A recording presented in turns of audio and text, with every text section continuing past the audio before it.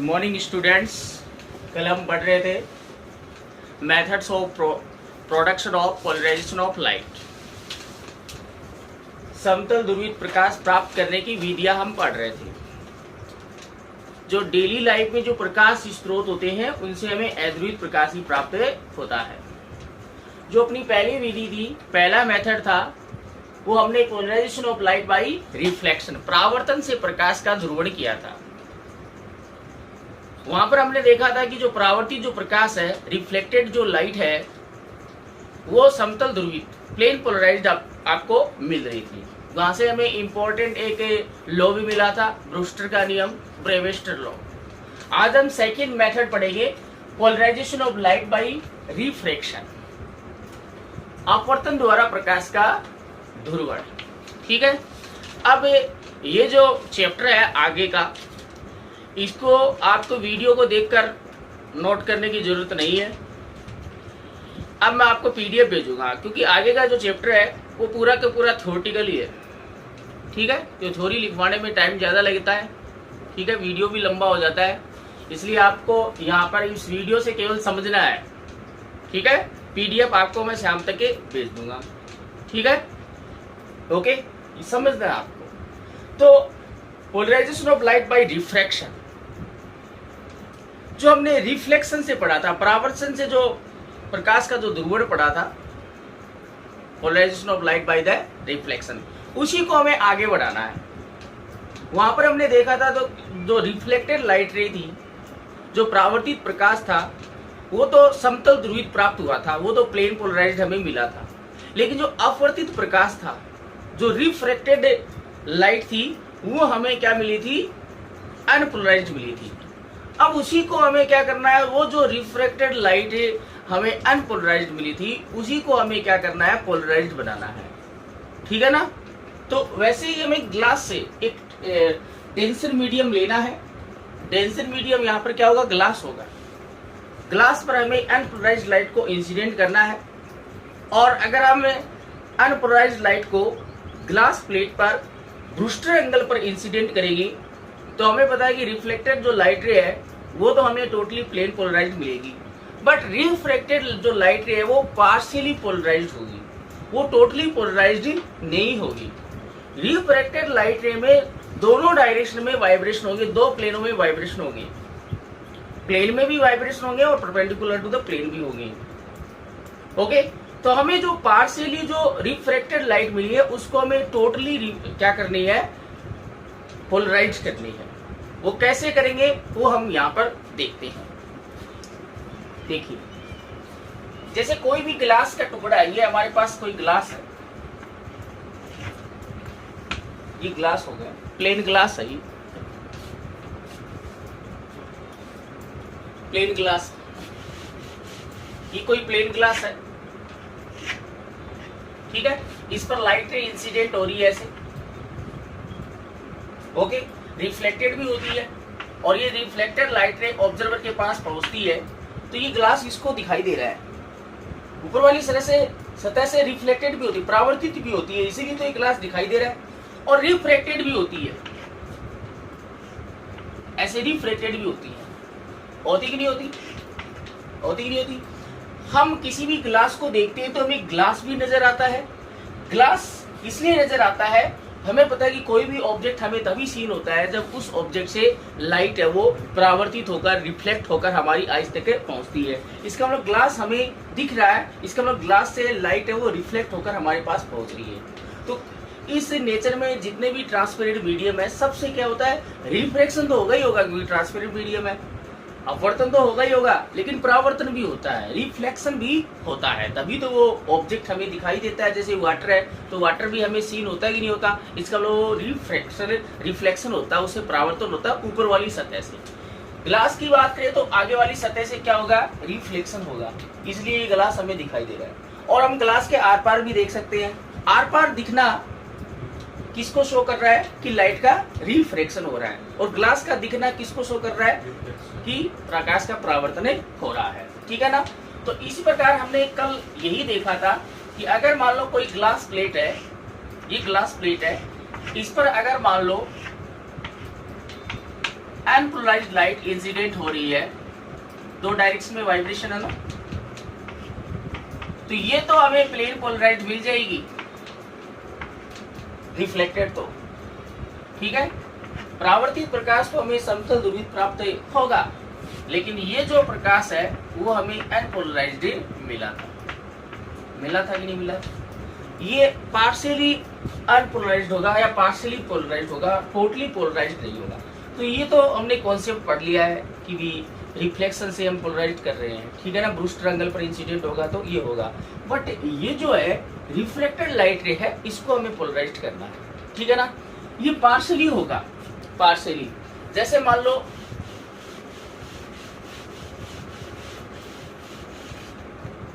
ये हम multiple plates ले लेते हैं, ग्लास प्लेट ले लेते हैं,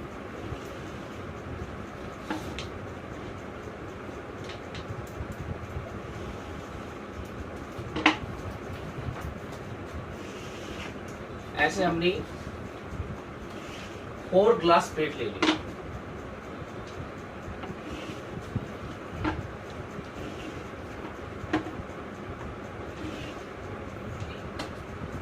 फोर ग्लास प्लेट ले ली, ओके।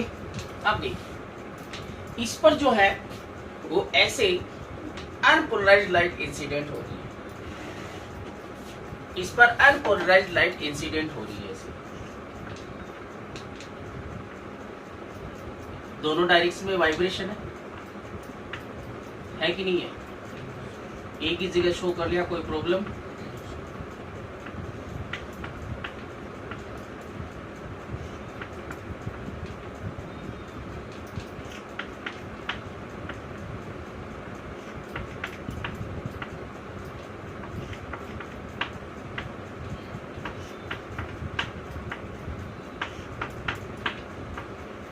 ये अनपोलराइज्ड लाइट है, ये अनपोलराइज्ड लाइट है,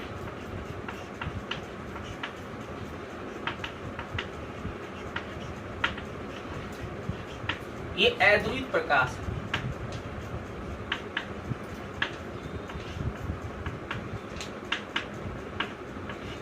ठीक है। जैसे ये ग्लास की प्लेट है, इस ग्लास की प्लेट पर जैसे ही इंसिडेंट होगा तो इस वाली सरफेस पर क्या होगी? लाइट रे रिफ्लेक्ट होगी, जैसे होगी कि नहीं होगी? इस वाली सरफेस पर लाइट रे रिफ्लेक्ट होगी ना। और रिफ्लेक्टेड लाइट रे वो प्लेन पोलराइज्ड होगी, उसके पास कौन सी वाइब्रेशन जाएंगे? ये वाइब्रेशन जाएंगे, ठीक है। मान लिया इसके पास ओनली ये जो रिफ्लेक्टेड लाइट रे है, इसमें ऐसे 4 ही इस प्लेट के अलोंग वाइब्रेशन जा रहे हैं। ये हमारे पास वेव थी, इसमें देखो 1 2 3 4 5 6 7 8 9 10 लिए हैं, 4 तो इधर, ये तो प्लेन पोलराइज्ड है, लेकिन सारे के सारे इस अनपोलराइज्ड लाइट के वाइब्रेशन थे इस डायरेक्शन में, वो सारे के सारे थोड़ी चले गए, नहीं चले गए ना। तो ये जो हमारे पास लाइट रे मिलेगी, ये क्या मिलेगी? अनपोलराइज्ड मिलेगी, पार्शियली पोलराइज्ड मिलेगी। कहने का मतलब इसमें ये जो वाइब्रेशन है वो 4 तो चले गए, बाकी तो कितने रह गए? 6 रह गए हैं। इस डायरेक्शन में इस डायरेक्शन में जो पोलराइजेशन है वो तो कितने हैं? 6 है, 10 है, लेकिन ये 4 इधर चले गए, 6 बच गए। लेकिन टोटली पोलराइज्ड नहीं है, टोटली पोलराइज्ड तभी होगी जब आपकी एक ही डायरेक्शन में वाइब्रेशन हो। हम क्या करेंगे, हम एक दूसरी प्लेट ले लेते हैं, एक प्लेट नहीं नंबर ऑफ प्लेट्स ले, piles of plate. Piles of plate बोले तो पट्टिकाओं का, ऐसे कांच की पट्टिकाओं का पुंज लेते हैं। इस पर अगेन इंसिडेंट हुई ना, इस पर ये जो आपकी अनपोलराइज्ड लाइट है, पार्शियली पोलराइज्ड लाइट है, वो दूसरे वाली ग्लास की प्लेट पर इंसिडेंट होगी, तो इससे भी जो रिफ्लेक्टेड होगी वो क्या हो जाएगी? पोलराइज्ड हो जाएगी। 3 इसने ले लिए, इसके पास यहाँ पर कितने पहुंचे थे? ये 4 तो इसने, 3 इसने, कितने हो गए? बच्चे कितने? 3 बच गए, बाकी तो यही चल रहे। अगेन कहने का मतलब ये जैसे जैसे इन प्लेटों से आगे बढ़ रही है, ये पोलराइज्ड होती जा रही है ना। और आगे वाली प्लेट पर इंसिडेंट हुई तो अगेन रिफ्लेक्टेड जो लाइट रे है उसमें इस डायरेक्शन में वाइब्रेशन आ गए, 2 वाइब्रेशन आ गए। अगेन इस वाली प्लेट पर इंसिडेंट हुई, अगेन रिफ्लेक्टेड लाइट रे में मान लो 1 वाइब्रेशन आ गया, ये प्लेन पोलराइज्ड है। 4 3 7 8 7 2 9, 1, 10 सारे के सारे इस डायरेक्शन में जो वाइब्रेशन हो रहे थे वो सारे के सारे बाहर निकल गए। तो यहाँ से जो बाहर निकलेगी, ये जो लाइट रे बाहर निकलेगी, उसमें केवल व केवल इसी डायरेक्शन में वाइब्रेशन बचेंगे।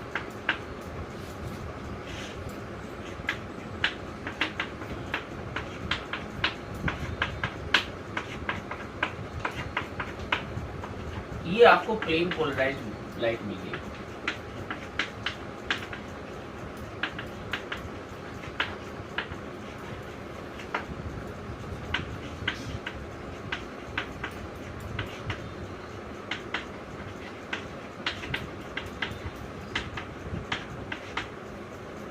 आ गया समझ में? तो ये जो अपवर्तित, ये जो रिफ्रैक्टेड लाइट है या जो इमर्जेंट लाइट है, ये भी हमें प्लेन पोलराइज्ड मिल गई। ठीक है ना? एक गिलास की प्लेट से रिफ्रैक्टेड लाइट रे है, इमर्जेंट जो लाइट रे है, अपवर्तित प्रकाश किरण या निर्गत जो प्रकाश किरण है, वो हमें टोटली प्लेन पोलराइज नहीं मिलेगी, वो पार्शली प्लेन पोलराइज मिलेगी। उसमें ये जो वाइब्रेशन है पूरी तरह हटते नहीं है, कुछ वाइब्रेशन रह जाते हैं। ठीक है ना? लेकिन अगर हम नंबर ऑफ प्लेट्स ऐसे पैरेलल अगर प्लेस्ड कर दें, तो जैसे जैसे रिफ्रैक्टेड लाइट रे, हाँ हमें पता है कि जो रिफ्लेक्टेड लाइट रे है वो तो प्लेन पोलराइज ही मिलेगी, चाहे पहले से हो चाहे दूसरे वाले से किसी से भी रिफ्लेक्ट हो। बट जो रिफ्रैक्टेड लाइट रे है, जो इमर्जेंट लाइट रे है, अपवर्तित और जो निर्गत जो किरण है, प्रकाश है, वो जैसे जैसे प्लेटों से गुजरता जाएगा, पहली प्लेट से बाहर निकला, फिर दूसरी वाली प्लेट पर से बाहर निकलेगा, फिर तीसरी वाली से बाहर निकलेगा, चौथी वाली से बाहर निकलेगा, जैसे जैसे प्लेटों में आगे बढ़ता जाता है वैसे वैसे उनका जो पोलराइजेशन है वो बढ़ता जाता है।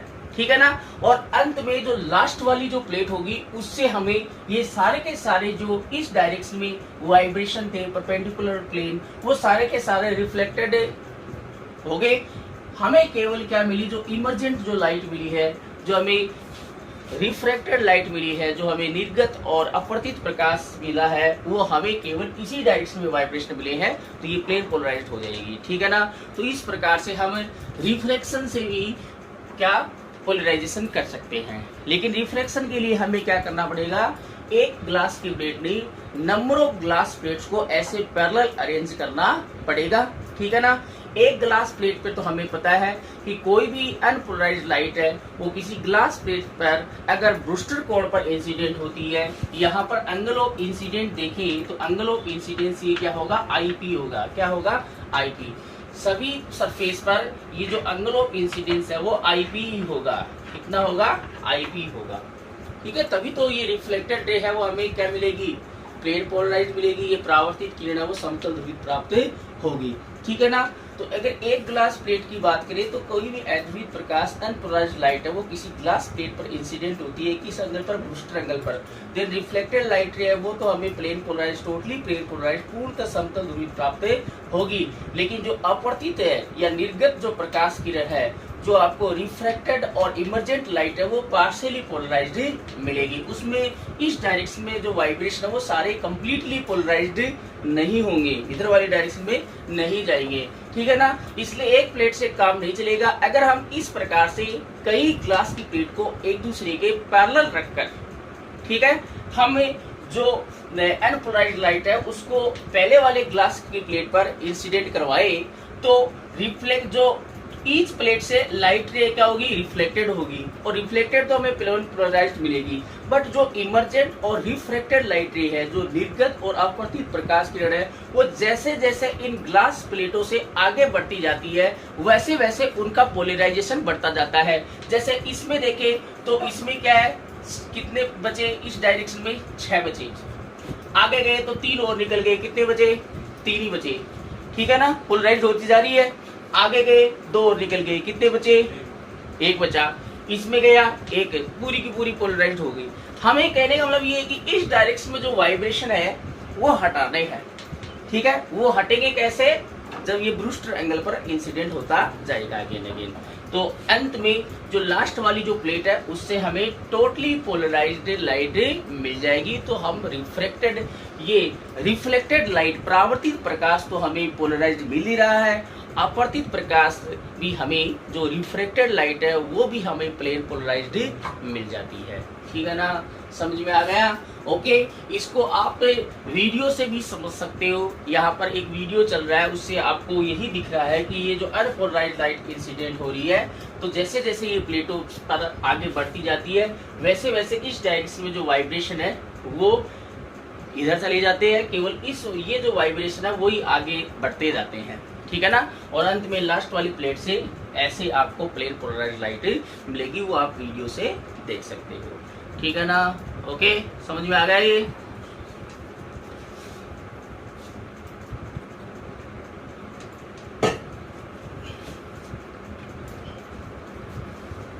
तो ये तो सिंपल सा, कुछ नहीं है इसमें। नेक्स्ट है वो इम्पोर्टेंट है। तो ये जो प्लेट्स हैं, ये जो हम ग्लास की प्लेट्स लेते हैं, इनको हम पैरेलल अरेंज कर रहे हैं कि नहीं कर रहे हैं, एक दूसरे के पैरेलल है। तो इन group of these glass plates is called piles of plates. इनको पाइल्स ऑफ प्लेट बोलते हैं, piles of plates, pile of plates. Okay, पट्टिकाओं का पुंज, ठीक है ना। ये जो कांच की जो पट्टिका है जिनको हम समांतर व्यवस्थित कर रहे हैं, इनके समूह को हमें ये कांच या कांच की पट्टिकाओं को पुंज कहते हैं, ठीक है ना। पुंज ऑफ ग्लास प्लेट या ग्रुप ऑफ ग्लास प्लेट या पाइल्स ऑफ ग्लास प्लेट। तो नेक्स्ट जो है वो इंपॉर्टेंट है।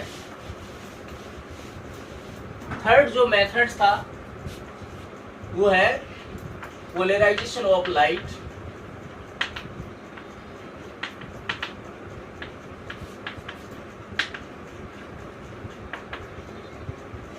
बाय डबल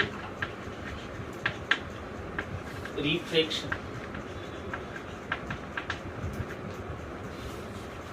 द्विअपवर्तन द्वारा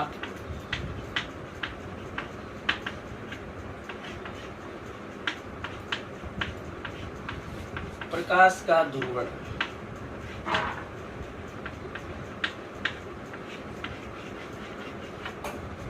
द्विअपवर्तन का मतलब दो बार अपवर्तन। कोई भी लाइट रे है, जैसे हम सिंपल ग्लास की बात करें, ये ग्लास सिंपल ग्लास लेते हैं या कोई भी ट्रांसपेरेंट मीडियम ले, एक हमारे पास इंसिडेंट लाइट रे है, तो रिफ्लेक्टेड लाइट रे कितनी होगी? एक ही होगी, दो थोड़ी होगी, है। बट कुछ ऐसे ट्रांसपेरेंट मीडियम भी होते हैं जो क्या करते हैं, एक इंसिडेंट लाइट को दो रिफ्लेक्टेड लाइट में कन्वर्ट कर देते हैं, ठीक है ना। जैसे हमारे पास ये दो क्रिस्टल होते हैं, या तो होता है calcite crystal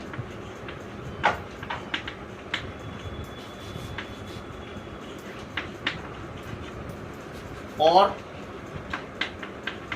Iceland spar,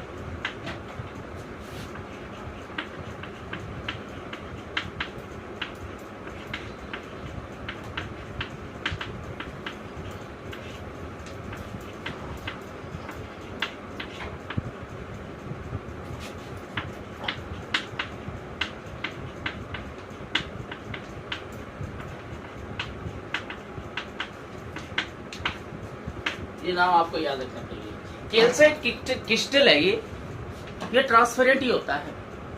calcite एक क्रिस्टल है, ठीक है, ये ट्रांसपेरेंट ही होता है। जैसे ग्लास होता है वैसे ही कोई कैल्साइट क्रिस्टल होता है, या आइसलैंड स्पार भी ले सकते हैं, ठीक है ना।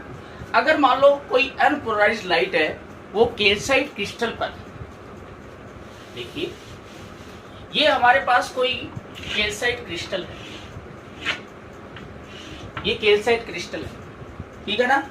अगर कोई अनपोलराइज्ड लाइट, ये अनपोलराइज्ड लाइट,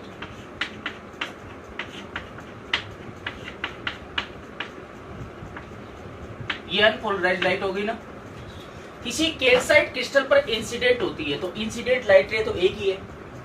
तो ये कैल्साइट क्रिस्टल क्या कर देता है, इस इंसिडेंट लाइट रे को दो रे में विभक्त कर देता है। एक रे की जगह दो बनाती, एक रे में तो इस डायरेक्शन में वाइब्रेशन है, एक में इस डायरेक्शन। डबल रिफ्लेक्शन हो रहा है, यहाँ पर दो बार रिफ्लेक्शन हो रहा ना। When the unpolarized light incident on a calcite crystal or Iceland bar, then two refracted light ray are obtain. दो रिफ्लेक्टेड लाइट रे मिल रही कि नहीं मिल रही, and both these two rays are plane polarized, दोनों प्लेन पोलराइज्ड है। इसमें भी एक ही डायरेक्शन में वाइब्रेशन है, इसमें भी एक डायरेक्शन में वाइब्रेशन है। तो यहाँ पर एक ही लाइट रे क्या होगी, टू लाइट रे में कन्वर्ट होगी, मतलब इंसिडेंट लाइट रे एक है, रिफ्लेक्टेड लाइट रे 2 होगी, तो डबल रिफ्लेक्शन होगा ना एक ही लाइट रे का। हाँ ये जरूर है, आप ये है कि भी 2 लाइट रे होंगी, ठीक है, तो वो एक ये भी रिफ्लेक्ट होगी और ये भी रिफ्लेक्ट होगी। बट अगर एक ही का ही 2 टाइम्स रिफ्लेक्शन हो रहा है, 2 टाइम्स रिफ्लेक्ट हो रही है, 2 रिफ्लेक्टेड लाइट रे मिल रही है, तो ये कैल्साइट क्रिस्टल में ही देखने को मिलता है, आइसलैंड स्पार में ही देखने को मिलता है, ठीक है ना। Okay, when the unpolarized light is incident on the Iceland bar और calcite crystal, then 2 reflected light ray are obtain and these light rays are plane polarized light, दोनों ही प्लेन पोलराइज्ड लाइट होंगी। Okay, this process is called the double reflection, इसको हम double reflection बोलते हैं, ठीक है ना। जब अध्रुवित प्रकाश है वो किसी कैल्साइट क्रिस्टल या आइसलैंड बार पर या आइसलैंड स्पार पर आपतित होता है, तो अपवर्तन के पश्चात हमें 2 अपवर्तित किरणें प्राप्त होती हैं जो कि पूर्णतः समतल ध्रुवित होती हैं। ये जो प्रक्रिया है इसको हम द्वि अपवर्तन कहते हैं। ये कैल्साइट क्रिस्टल या आइसलैंड स्पार से ही होता है, सिंपल कास्ट से हम नहीं करेंगे। सिंपल कास्ट से तो हम एक अगर इंसिडेंट करेंगे तो एक ही हमें रिफ्रेक्टेड मिलेगी, 2 रिफ्रेक्टेड नहीं मिलेगी। ये आइसलैंड ये स्पेशल प्रकार के जो क्रिस्टल है इनसे ही मिलेगी, ठीक है ना। ओके, तो इन ये जो क्रिस्टल है, जो कैल्साइट क्रिस्टल या आइसलैंड स्पार है, इनको हम क्या बोलते हैं, डबल रिफ्रैक्टर बोलते हैं। क्या बोलते हैं, डबल रिफ्रैक्टर बोलते हैं। इसको द्वि अपवर्तक बोलते हैं, द्वि अपवर्तक बोलते हैं, ठीक है ना। इसको हम समझने के लिए हम एक छोटा सा एक एक्सपेरिमेंट करते हैं, ठीक है, एक्सप्लेनेशन ऑफ डबल रिफ्रैक्शन।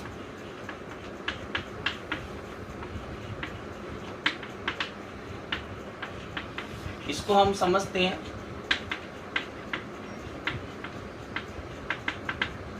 कहने को इसकी व्याख्या करते हैं हम, ठीक है। हम एक सफेद कागज का टुकड़ा ले लेते हैं। मेरे पास तो काला कागज का टुकड़ा है, आपके पास सफेद होगा, ठीक है ना। इस पर हम एक साइड से एक डॉट बना लेते हैं। क्या बना ली, डॉट बना ली, साइड से क्या बना ली, एक डॉट बना ली।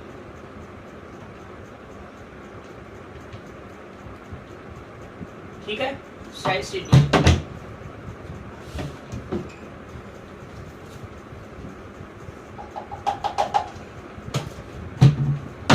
बना ली ना। कितने ऑब्जेक्ट है यहाँ पर, एक ही ऑब्जेक्ट है। अगर मैं ग्लास को रखता हूं, जैसे ये स्केल है, ये स्केल है, ये ग्लास का ही बना होगा, इसको हम रखते हैं तो कितने डॉट नजर आ रहे हैं आपको, एक ही नजर आ रहा है। इसका मतलब इसमें वन टाइम में क्या हो रहा है, रिफ्लेक्शन हो रहा है। एक इंसिडेंट लाइट रे है, वो रिफ्लेक्ट होकर कहीं मिल रही है और इसकी इमेज दिख रही है। ये तो ऑब्जेक्ट है, ये ग्लास को लगाया तो ये इमेज नजर आ रही है। बट अगर मैं इसको कैल्साइट क्रिस्टल मानता हूँ, वैसे ये कैल्साइट क्रिस्टल नहीं है, ये एक पात्र है, ठीक है ना। इसको कैल्साइट क्रिस्टल माने तो अगर कैल्साइट क्रिस्टल को इसके ऊपर रखते हैं तो हमें एक डॉट नहीं, कितने डॉट नजर आते हैं, 2 डॉट नजर आते हैं। इसका मतलब एक ही ऑब्जेक्ट की 2 इमेज ऑब्टेन होगी, और वो 2 इमेज इसीलिए ऑब्टेन हो रही है क्योंकि कैल्साइट क्रिस्टल है वो इंसिडेंट लाइट रे का 2 टाइम्स रिफ्लेक्शन कर रहा है, डबल रिफ्लेक्शन कर रहा है। क्या कर रहा है, डबल रिफ्लेक्शन। वो डबल रिफ्लेक्टेड लाइट रे है, वो द्वि अपवर्तित जो प्रकाश किरणें हैं वो 2 जगह जाकर मीट हो रही है और हमें एक ही ऑब्जेक्ट के 2 इमेज दिखाई दे रही है। दे रही कि नहीं दे रही। तो आप इसको कैल्साइट क्रिस्टल हमारे पास नहीं है, नहीं तो हम इसके ऊपर रखेंगे तो हमें एक पॉइंट की जगह 2 पॉइंट नजर आते हैं, ठीक है ना। अब देखिए, अगर हम इसके ऊपर रखते हैं, मान लो ये 2 डॉट नजर आए, मान लो हमें ये 2 डॉट नजर आते हैं, दिख रहे हैं 2 डॉट, एक ये रहा, एक ये रहा, ठीक है, दिख रहे हैं ना। अब अगर हम ये जो कैल्साइट क्रिस्टल है इसको हम, आपकी लाइट रे वो ऐसे इंसिडेंट हो रही है, अगर लाइट रे की डायरेक्शन में अगर हम इसको रोटेट करें तो रोटेट करेंगे तो ये 2 इमेज है, दोनों जो है वो अलग अलग अपना व्यवहार प्रदर्शित करेंगे, दोनों का बिहेवियर अलग अलग होगा। एक जो डॉट है, एक जो इमेज है, वो तो क्या रहेगी, फिक्स रहेगी, स्टेशनरी रहेगी, वो बिल्कुल नहीं हिलेगी, आप कितना घुमाओ। लेकिन एक जो डॉट है वो क्या करेगा, जो फिक्स जो इमेज है उसके अराउंड क्या करेगा, रोटेट करेगा। जैसे हम इसकी इमेज देखें तो इसकी इमेज ऐसे ऑब्टेन होगी, दो हमें पॉइंट नजर आएंगे। कैल्साइट क्रिस्टल रखने, मान लो ये कैल्साइट क्रिस्टल है, इसको हमने इसके ऊपर रखने के बाद में, कैल्साइट क्रिस्टल को ऊपर रखने के बाद दो पॉइंट मिले। अगर हम कैल्साइट क्रिस्टल को घुमाते हैं, कैल्साइट क्रिस्टल को, तो एक जो इमेज है वो तो स्टेशनरी रहेगी, लेकिन दूसरी जो इमेज है, दूसरा जो पॉइंट है, वो पहले वाली इमेज के अराउंड ऐसे रोटेट करता है, रोटेशन करता है। एक तो फिक्स रहता है और एक रोटेट कर रहा है। इसका मतलब दो टाइप की इमेज होगी, दोनों का बिहेवियर अलग अलग है। ठीक है, तो ये जो फिक्स इमेज रहती है इसको तो हम ओ इमेज बोलते हैं। क्या बोलते हैं, ओ इमेज, ओ प्रतिबिंब बोलते हैं। क्या बोलते हैं, ओ प्रतिबिंब। इसको ऑर्डिनरी, ओ बोले तो ऑर्डिनरी प्रतिबिंब, ऑर्डिनरी इमेज बोलते हैं, सामान्य प्रतिबिंब बोलते हैं। जो आप सामान्य एक प्रतिबिंब, हमें पता है कि एक प्रतिबिंब बनता है किसी वस्तु से, किसी वस्तु का एक ही तो प्रतिबिंब बनता है, दो थोड़ी। आप दर्पण में खड़े होते हो तो आप दो दिखते हो या एक ही दिखते हो, एक ऑब्जेक्ट है तो एक ही प्रतिबिंब दिखता है। लेकिन यहाँ पर हमें दो प्रतिबिंब, दो इमेज दिखाई देती है। तो ये जो है, जो फिक्स रहता है, ये जो फिक्स रहता है इसको हम ऑर्डिनरी इमेज बोलते हैं, सामान्य प्रतिबिंब बोलते हैं। ठीक है ना। और इस प्रतिबिंब को मिलाने वाली जो किरणें हैं, जो रेज है, ये हमें पता है कि इमेज है वो, ये जो रिफ्लेक्टेड लाइट रे कहीं पर मिलेंगी तभी तो इमेज मिलेगी। इस इमेज को जो बनाने वाली या निर्माण करने वाली या फॉर्म करने वाली जो रेज हैं, किरणें हैं, उनको हम ओ किरणें बोलते हैं। क्या बोलते हैं, ओ किरणें, ओ किरणें या ओ रे बोलते हैं। क्या बोलते हैं, ओ रे बोलते हैं। ऑर्डिनरी रे बोलते हैं, सामान्य किरणें बोलते हैं। ठीक है ना। ये जो रे है, ऑर्डिनरी रे है, वो इस क्रिस्टल में जो ओ जो रे है या ओ इमेज है, वो जो भी रिफ्लेक्शन के जो सामान्य रूल्स होते हैं, रिफ्लेक्शन के 2 रूल्स होते हैं, होते कि नहीं होते, स्नेल्स लॉ, उन सभी का पालन करती है ये उसका पालन करती है। ठीक है। और जो ओ रे है, इसकी इस क्रिस्टल में सभी डायरेक्शन में वेलोसिटी सेम होती है। वेलोसिटी क्या होती है, सेम होती है। बट ये जो इमेज है, जो इस फिक्स इमेज के अराउंड क्या कर रही है, रोटेट कर रही है। जो स्थिर प्रतिबिंब है, इसके चारों ओर ये जो प्रतिबिंब घूम रहा है, ठीक है ना, क्रिस्टल को घुमाने पर एक प्रतिबिंब स्थिर रहता है, एक घूमता रहता है, इस क्रिस्टल के साथ ही घूमता है। ये जो चलायमान जो प्रतिबिंब है, ओके, जो मूव कर रहा है, ये जो इमेज है, इसको हम बोलते हैं ई इमेज।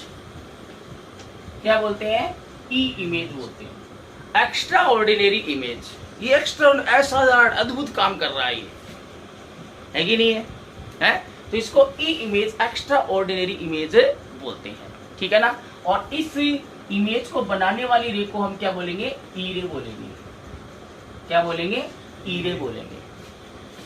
क्या बोलेंगे, ई रे बोलेंगे। ओके। तो ई रे और ई इमेज क्या करते हैं, इसमें ये जो है वो रिफ्लेक्शन, अपवर्तन के सामान्य रूल्स है, नियम है, उनका पालन नहीं करती। ये तो करती है, ये नहीं करती है। और ई रे की इस क्रिस्टल में अलग अलग डायरेक्शन में वेलोसिटी भी क्या होती है, अलग अलग होती है। इसकी तो सेम होती है, इसकी अलग अलग, तो इसमें डिफरेंस भी आ जाता है। टेबल बनाकर आप डिफरेंस में आपको करवा दूंगा, पीडीएफ भेज दूंगा। ठीक है ना। ओके। तो हम इसको एक्सपेरिमेंटली भी देख सकते हैं कि कैल्साइट क्रिस्टल से जो लाइट रे है उसका डबल रिफ्लेक्शन होता है। ठीक है ना। तो आप इसको वीडियो से भी देख सकते हो। वीडियो में आपको दिख रहा है कि कैल्साइट क्रिस्टल का एक टुकड़ा लिया गया है, उस पर जब अनपोलराइज्ड लाइट इंसिडेंट हो रही है तो हमें आफ्टर द रिफ्लेक्शन, अपवर्तन के पश्चात हमें दो अपवर्तित किरणें, दो रिफ्लेक्टेड लाइट रे मिल रही है। एक रिफ्लेक्टेड लाइट में वाइब्रेशन है वो अलोंग टू द प्लेन है, और एक में परपेंडिकुलर टू द प्लेन है। बोले तो दोनों जो रिफ्लेक्टेड लाइट रे है वो हमें प्लेन पोलराइज्ड मिल रही है। ठीक है ना। आगे ये डायग्राम भी वीडियो में है। ठीक है ना। उसमें आपको यही दिख रहा है कि एक डॉट है, उसके ऊपर कैल्साइट क्रिस्टल रख दिया जाए तो हमें एक डॉट की जगह दो डॉट, दो बिंदु नजर आ रहे हैं। अब कैल्साइट क्रिस्टल को अगर रोटेट कर रहे हैं तो एक जो पॉइंट है वो तो स्थिर दिख रहा है, स्टेशनरी फिक्स दिख रहा है, और दूसरा है वो क्या कर रहा है, रोटेट कर रहा है।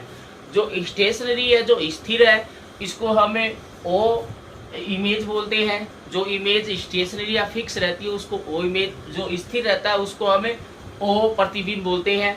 ओ प्रतिबिंब बोले तो सामान्य प्रतिबिंब बोलेंगे, और इस सामान्य प्रतिबिंब को बनाने वाली जो किरणें हैं, निर्माण करने वाली किरणें, उसको ओ रे बोलेंगे। क्या बोलेंगे, ओ, ऑर्डिनरी रे बोलेंगे, या सामान्य या साधारण भी बोलते हैं, साधारण किरणें बोलेंगे। क्या बोलेंगे, साधारण किरणें बोलेंगे।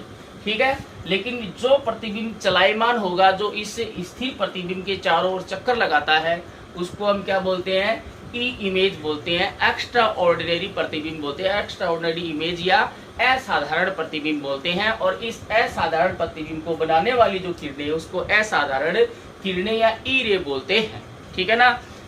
जो ओरे हैं, ओरे हैं, ठीक है, वो अपवर्तन के सामान्य नियमों का पालन करती है, obeyed the all the simple law of the refraction. और ओरे की इस क्रिस्टल के सभी डायरेक्शन में क्या होती है, वेलोसिटी सेम होती है। बट ई रे की बात करें तो that is not obeyed the all simple rule of a refraction. ये अपवर्तन के सामान्य नियमों का पालन नहीं करती है, और इस कैल्साइट क्रिस्टल के अलग अलग डायरेक्शन में ई रे की जो वेलोसिटी होती है वो भी क्या होती है, डिफरेंट होती है। ठीक है ना।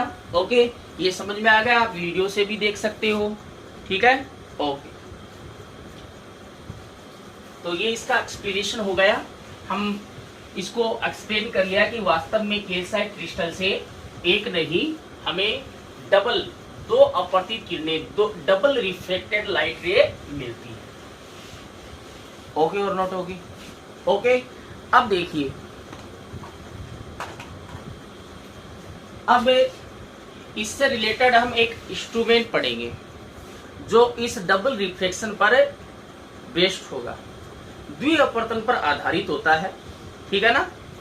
ओके, क्योंकि कैल्साइट जो क्रिस्टल है उससे तो हमें दो अपवर्तित किरणें, दो प्लेन पोलराइज्ड लाइट मिल रही है, दो अपवर्तित किरणें मिलेगी, और दोनों ही क्या है, प्लेन पोलराइज्ड लाइट है। तो उन दो नहीं चाहिए, हमें क्या चाहिए, एक ही चाहिए।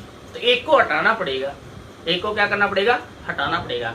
कैसे हटेगी, इसके लिए हम एक डिवाइस लेते हैं, निकोल प्रिज्म।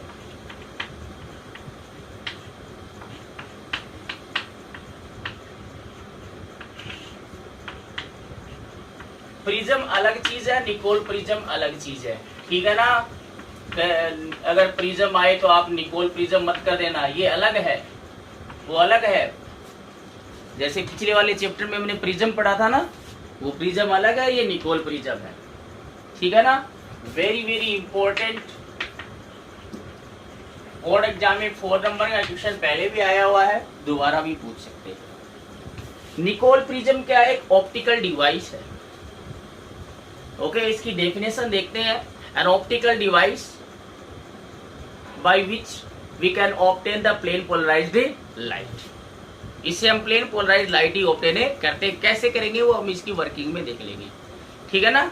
निकोल प्रिज्म क्या है, वह प्रकाशिक उपकरण जिसकी सहायता से समतल ध्रुवित प्रकाश प्राप्त किया जाता है तथा उसका विश्लेषण किया जाता है। साथ में उसका विश्लेषण भी करते हैं कि हमें जो प्रकाश प्राप्त हुआ है वो समतल ध्रुवित है कि नहीं है। ठीक है ना। As well as a analyzed. Okay, the device with the help of which we obtain the plane polarized light as well as a analyzed is called the Nicol prism। इससे समतल ध्रुवित प्रकाश भी प्राप्त करेंगे, प्लेन पोलराइज्ड लाइट भी obtain करेंगे, और साथ में उसका एनालिसिस भी किया जा सकता है इससे कि हमें जो लाइट ऑब्टेन हुई है वो प्लेन पोलराइज्ड है कि नहीं है। ठीक है ना, वो हम आगे करेंगे। ठीक है, पहले तो यहाँ पर हम निकोल प्रिज्म ही देख लेते हैं। तो डेफिनेशन आ गई। अब इसके बाद में इसका प्रिंसिपल देखते हैं। सिद्धांत।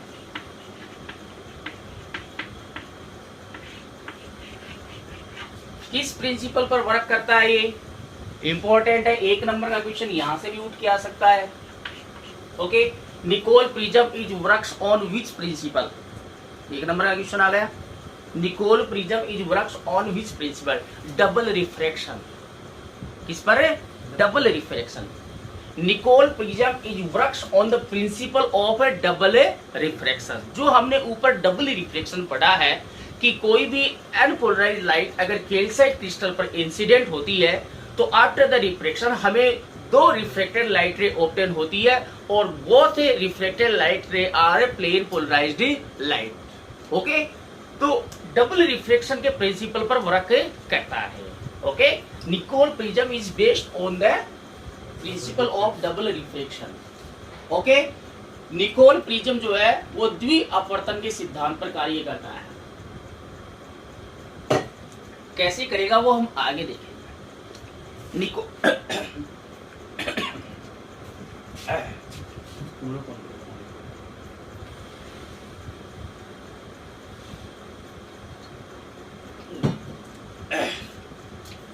ओके, निकोल प्रिज्म वो द्वि अपवर्तन की जो प्रक्रिया है, जो सिद्धांत है, उस पर काम करता है। ठीक है ना। पहले हम इसकी बनावट देखते हैं। बनावट परिभाषा हो गई, सिद्धांत हो गया। अब क्या देखते हैं? कंस्ट्रक्शन देखते हैं इसकी।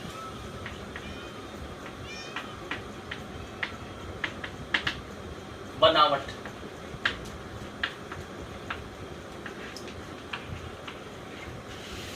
ओके, बनावट देखो, निकोल प्रिज्म वो कैल्साइट क्रिस्टल का ही बना होगा। किसका बना होगा? क्योंकि हमें यहाँ पर डबल रिफ्रैक्शन का प्रिंसिपल काम में लेना है, द्वि अपवर्तन की क्रिया काम में लेनी है, तो वो द्वि अपवर्तन तो कैल्साइट क्रिस्टल या आइसलैंड स्पार्सी होगा। तो निकोल प्रिज्म जो है वो अपना किसका बना होगा? कैल्साइट क्रिस्टल का बना होगा। बट उसमें थोड़ा सा हम अरेंज करेंगे। क्या अरेंज करेंगे? कैल्साइट निकोल प्रिज्म के कैल्साइट क्रिस्टल का टुकड़ा ही है।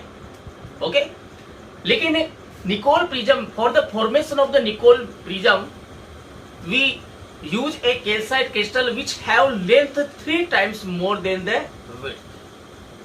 ठीक है, हम निकोल प्रिज्म बनाने के लिए एक कैल्साइट क्रिस्टल का टुकड़ा लेंगे जिसकी जो लंबाई है, लेंथ है, लेंथ वो क्या होगी? उसकी विड्थ की तुलना में आपको 3 गुना लेनी है। क्या लेनी है? 3 गुना, 3 टाइम्स लेनी है। मतलब उसकी लेंथ होगी वो विड्थ की तुलना में 3 टाइम्स होगी। ठीक है ना। ओके, अब क्या करेंगे? जो हमारे पास निकोल प्रिज्म होगा, मैं साथ साथ में इसका डायग्राम भी बनाता चलता हूँ। वो इसका रे डायग्राम होगा, वो भी इम्पोर्टेंट है। रे डायग्राम साथ में इसका रे डायग्राम बना देते हैं, उससे और भी अच्छे से समझ में आ जाएगा। वो रे डायग्राम इसकी कंस्ट्रक्शन के लिए पहले हम इसका डायग्राम बना लेते हैं। देखो डायग्राम समझो इसका।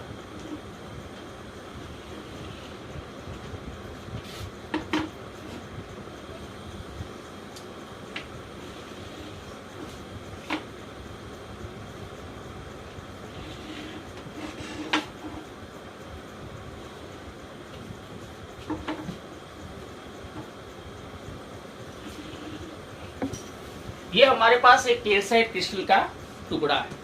इसकी जो लेंथ है इसकी विड्थ से क्या है? 3 टाइम्स है। ठीक है ना। ये जो एंगल होगा इसका, ये एंगल इनिशियली कितना होगा? 71 डिग्री होगा। और ये जो एंगल होगा इनिशियली वो कितना होगा? 109 डिग्री होगा। ठीक है ना। ओके, अब हम क्या करते हैं? इसकी जो ये जो सेक्शन है इसको इतना रब्ड करते हैं कि ये जो एंगल तो 68 डिग्री बन जाए और ये एंगल कितना बन जाए? 112। तो हम इसको तो ऐसे रब्ड करेंगे यहां से,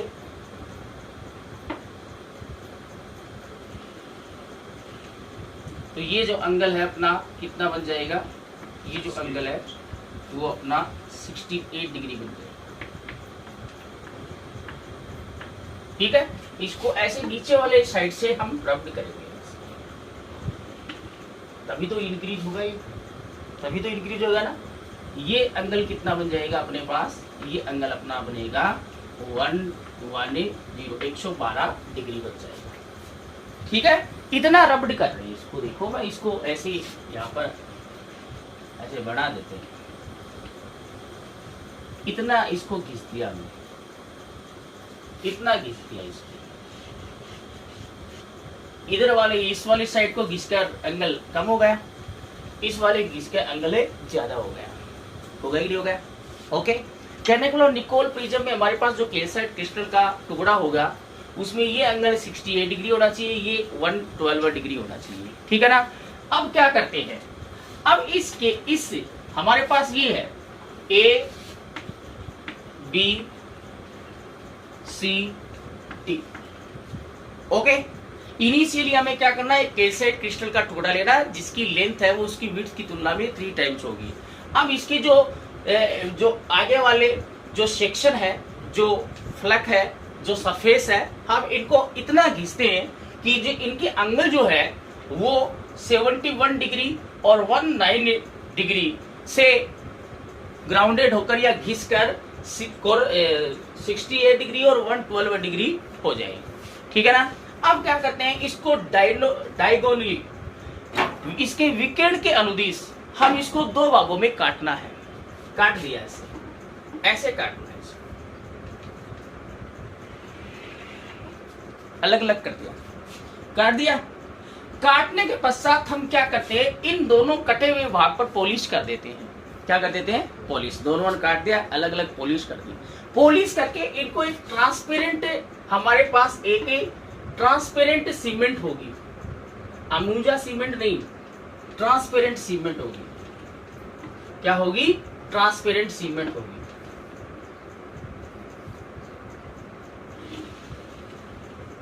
एक ट्रांसपेरेंट सीमेंट होगी, उस सीमेंट से इन दोनों को जोड़ देते हैं। जैसे 2 ईंटों को हम सीमेंट से जोड़ते हैं ना, वैसे ही इन दोनों जो पार्ट है, कट वाले जो कटिंग वाले पार्ट है, इन दोनों पर हम पहले पॉलिश करेंगे। पॉलिश करके इन दोनों टुकड़ों को वापस एक ट्रांसपेरेंट सीमेंट होती है जिसको हम कनाडा बाल्सम बोलते हैं। क्या बोलते हैं, कनाडा बाल्सम।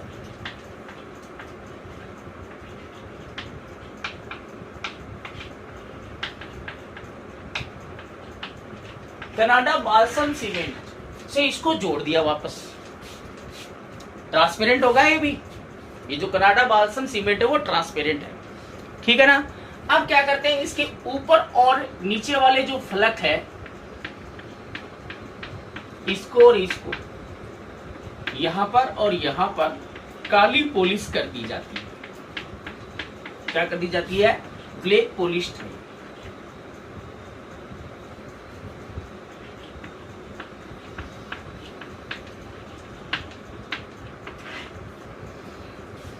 ब्लैक पॉलिश है, ठीक है ना, ब्लैक पॉलिश।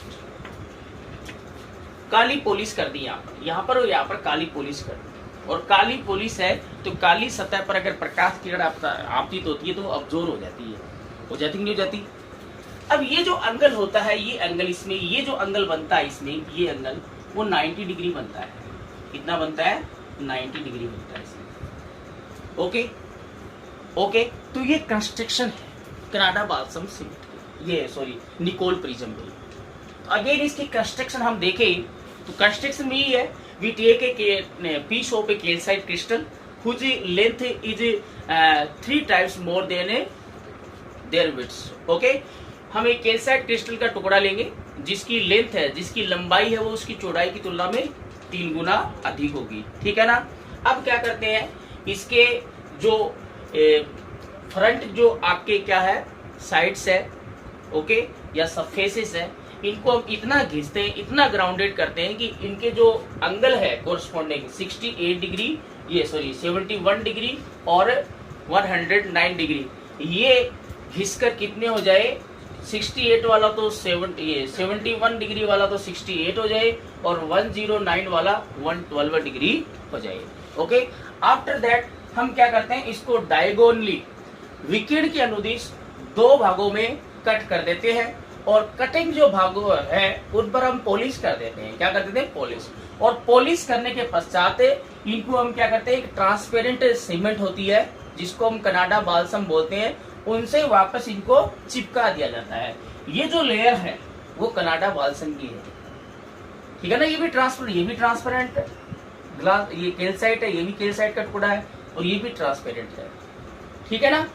इसके बाद में हम क्या करते हैं कि इस कैल्साइट क्रिस्टल के ऊपर और नीचे वाले भाग, अपर और लोअर जो सरफेस है उन पर हम ब्लैक पॉलिश कर देते हैं, काली ऊपर और नीचे वाली सतह पर हम काली पॉलिश कर देते हैं, ठीक है ना। तो ये इसकी बनावट हो गई, तो हमारे पास कैल्साइट क्रिस्टल का टुकड़ा था, उसको घिसा है और फिर उस पर ऐसे काट के कनाडा बाल्सम से जोड़ दिया और ऊपर और नीचे काली पॉलिश कर दी है। तो ये जो बन गया इसको ही हम निकोल प्रिज्म बोलते हैं। क्या बोलते हैं? निकोले प्रिज्म बोलते हैं। आगे बात समझ में। अब इसकी वर्किंग देखते हैं।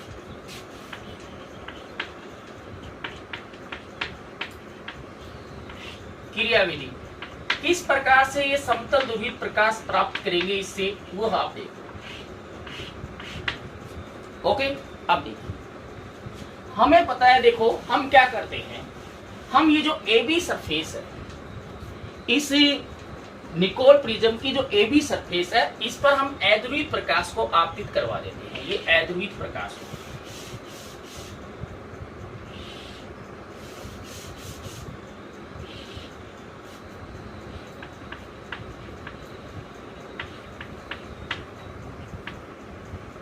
दोनों डायरेक्शन में वाइब्रेशन है कि नहीं है?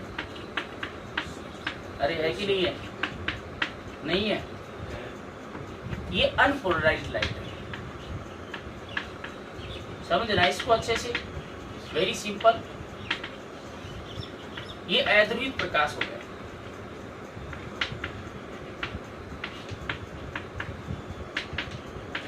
ये इस AB सरफेस, ये कैल्साइट क्रिस्टल का टुकड़ा ही तो है कि नहीं है? ये कैल्साइट क्रिस्टल का टुकड़ा है। ये लाइट इस पर इंसिडेंट हो रही है और जैसे ही इंसिडेंट होगी तो ये 2 पार्ट में क्या हो जाएगी? रिफ्रैक्ट हो जाएगी। एक ये मिलेगी आपको और एक ये मिलेगी। डबल रिफ्लेक्शन हो जाएगा, नहीं हो जाएगा? ये मिली आपको, एक लाइट रे ये मिली और एक ये मिली।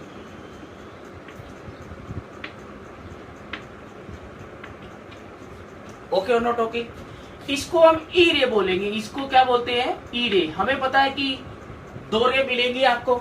एक तो ई रे होती है, ये अलग इमेज बनाती है, ये अलग। इसको हम बोलते हैं ओ रे। ये ई किरण है, ये ओ किरण है, ठीक है ना? कैल्साइट क्रिस्टल क्या करेगा? इस अध्रुवीय प्रकाश को 2 किरणों में विभक्त कर देगा। 2 अपवर्तित किरणें प्राप्त होंगी, एक ई रे होगी, एक ओ रे, और दोनों ही प्लेन पोलराइज्ड है कि नहीं है? और ये दोनों जो रे है वो किस पर जाकर टकराएंगी? जाकर बताओ, कनाडा बाल्सम सीमेंट पर टकराएंगी। जाकर टकराएगी नहीं टकराएगी? अब देखिए, समझना इसको। ई ओरे, पहले ओरे की बात कर लेते हैं। ओरे जो होता है, हमें पता है कि ये जो ओरे है वो इस कैल्साइट क्रिस्टल में चल रही है। तो इस कैल्साइट क्रिस्टल का कोई ना कोई तो रिफ्रैक्टिव इंडेक्स होगा ही नहीं होगा, अपवर्तनांक होगा कि नहीं होगा? ट्रांसपेरेंट मीडियम है। तो इस ओरे के लिए ओ किरण के लिए इस कैल्साइट क्रिस्टल का, कैल्साइट जो क्रिस्टल है, ओरे के लिए कैल्साइट जो क्रिस्टल है उसका जो रिफ्रैक्टिव इंडेक्स होता है 1.658 होता है।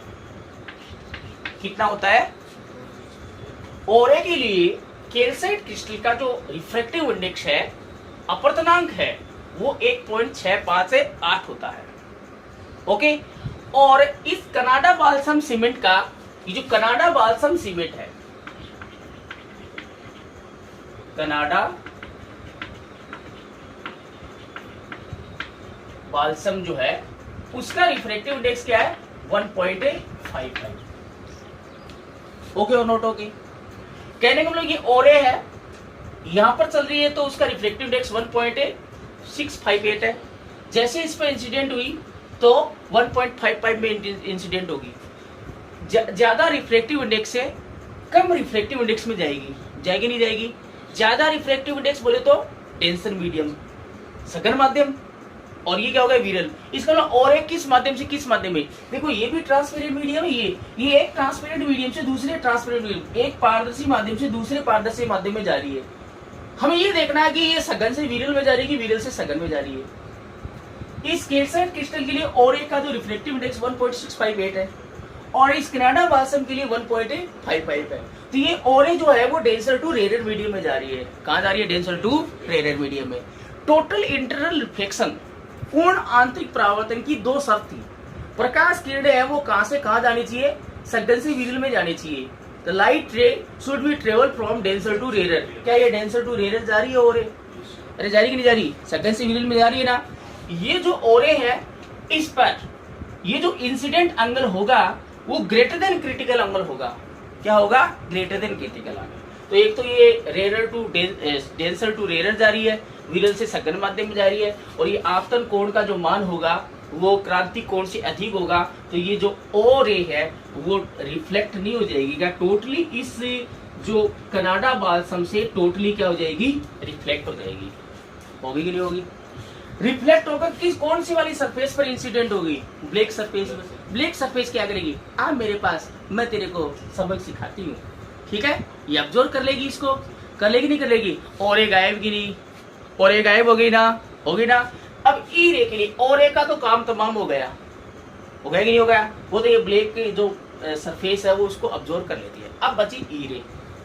ई रे एक्स्ट्रा ऑर्डिनरी रे है, इसके लिए अलग रूल लगते हैं, ठीक है ना। ई रे के लिए कैल्साइट क्रिस्टल का जो रिफ्रैक्टिव इंडेक्स होता है वो 1.468 होता है। इसके लिए कैल्साइट क्रिस्टल का रिफ्रैक्टिव इंडेक्स अलग होगा, वो कितना होता है? 1.468 होता है ना। और कनाडा बाल्सम का उतना ही होता है 1.55। ई रे देखो, ये कैल्साइट क्रिस्टल में इसका रिफ्रैक्टिव इंडेक्स इतना है, कनाडा बाल्सम में घुसेगी तो उसका इतना है। और ये वो किस मीडियम से किस मीडियम में जा रही है? कम रिफ्रैक्टिव इंडेक्स से ज्यादा रिफ्रैक्टिव, कम अपर्तनांक से ज्यादा अपर्तनांक, वो तो विरल से सघन में जा रही है, रेरर टू डेंसर में जा रही है। और रेरर टू डेंसर जाएगी तो रिफ्रैक्ट हो जाएगी सीधे ही, कोई टोटल इंटरनल रिफ्लेक्स नहीं होगा। ये जो ई रे है वो ऐसे इससे बाहर निकल जाएगी और फिर इस वाली सरफेस से भी ऐसे बाहर निकल जाएगी, और हमें निकोल प्रिज्म से एक ही रे मिल गई, ई रे, जो प्लेन पोलराइज हुई। कहने का मतलब निकोल प्रिज्म का एक ही काम है कि वह हमें ओरे को हटाना है। दो तो मिल जाती है कैल्साइट क्रिस्टल से, पर दो नहीं, हमें एक चाहिए। तो इसका मतलब हमें ऐसा कुछ करना पड़ेगा, इन दो प्लेन पोलराइज लाइट में से एक को हटाना है, तो एक को हम ऐसे हटा देते हैं। आगे बात समझ में, इसकी वर्किंग समझ में आ गई ना। दोबारा हम देख लेते हैं कि जब ऐधुरित प्रकाश है वो इस निकोल प्रिज्म की ए बी सतह पर आपतित होता है, तो ऐधुरित प्रकाश है वो दो किरणों ई किरण तथा ओ किरण में विभक्त हो जाता है। ओके, जब n polarized है, when n polarized light incident on the AB surface of the Nicol prism, then it is split into two rays, E ray and O ray. Okay, अब देखिए O ray की बात कर लेते हैं। O ray के लिए जो O किरण है उसके लिए कैल्साइट क्रिस्टल का अपवर्तनांक 1.658 होता है, तथा कनाडा बाल्सम सीमेंट के लिए 1.55 होता है। कनाडा बाल्सम सीमेंट के लिए तो दोनों का सेम होता है। तो इसका मतलब ओ रे जो है वो सघन माध्यम से विरल माध्यम में गमन करती है, और जब ये ओ रे इस कनाडा बाल्सम सीमेंट पर क्रांतिक कोण से अधिक कोण पर आपतित होती है, तो ओ रे है वो इस कनाडा बाल्सम सीमेंट से पूर्णतः परावर्तित हो जाती है और इस बीसी सरफेस द्वारा अवशोषित कर ली जाती है, ठीक है ना। ओके, और ई रे जो है, ई रे के लिए कैल्साइट क्रिस्टल का अपवर्तनांक 1.468 होता है, इसके लिए अलग होगा। और कनाडा बाल्सम के लिए कितना होता है? तो ई रे के लिए कैल्साइट क्रिस्टल का अपवर्तनांक वो कनाडा बाल्सम से क्या है? कम है, इसलिए ई रे है वो क्या? रेरर टू डेंसर मीडियम में बोले तो विरल से सघन माध्यम में गमन करेगी और इस कनाडा बाल्सम सीमेंट से पारगमित हो जाएगी, और इस निकोल प्रिज्म से हमें समतल ध्रुवित प्रकाश प्राप्त होगा, ठीक है ना।